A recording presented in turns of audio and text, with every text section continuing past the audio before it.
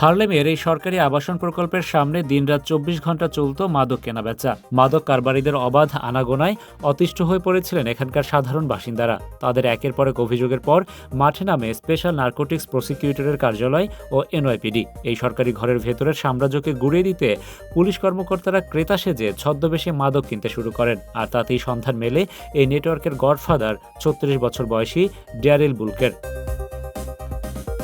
তদন্তে উঠে আসে চমকপ্রদ তথ্য। চক্রের মূল হোতা বুলক সপ্তাহে ৫ দিন নিজের গাড়ি হাঁকিয়ে ব্রঙ্কস থেকে এই সরকারি আবাসন প্রকল্পে আসতেন। এরপর পুরো হার্লেম ও ব্রঙ্কস এলাকায় কোকেন ও প্রাণঘাতী ফ্যান্টালিন সরবরাহের জাল বিছাতেন এখান থেকেই। গত ৫ ফেব্রুয়ারি ছদ্মবেশী এক পুলিশ অফিসারের কাছে মাদক বিক্রি করার সময় হাতে নাতে গ্রেফতার করা হয় বুলকে। তল্লাশিতে তার গাড়ি থেকে উদ্ধার করা হয় ৫৫০ গ্রাম কোকেন, বিপুল পরিমাণ অক্সিকোডন ট্যাবলেট এবং নগদ ডলার।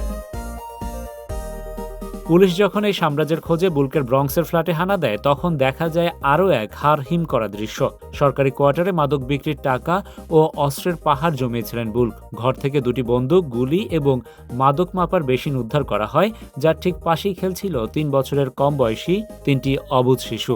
এই মাদক সাম্রাজ্য পরিচালনায় সাহায্য করায় বুলকের স্ত্রী সহ কোরি পিঙ্কনি নামের আরও এক ডিলারকে গ্রেপ্তার করেছে পুলিশ, যার ঘর থেকে উদ্ধার করা হয়েছে শত শত ভায়াল ক্রাক কোকেন।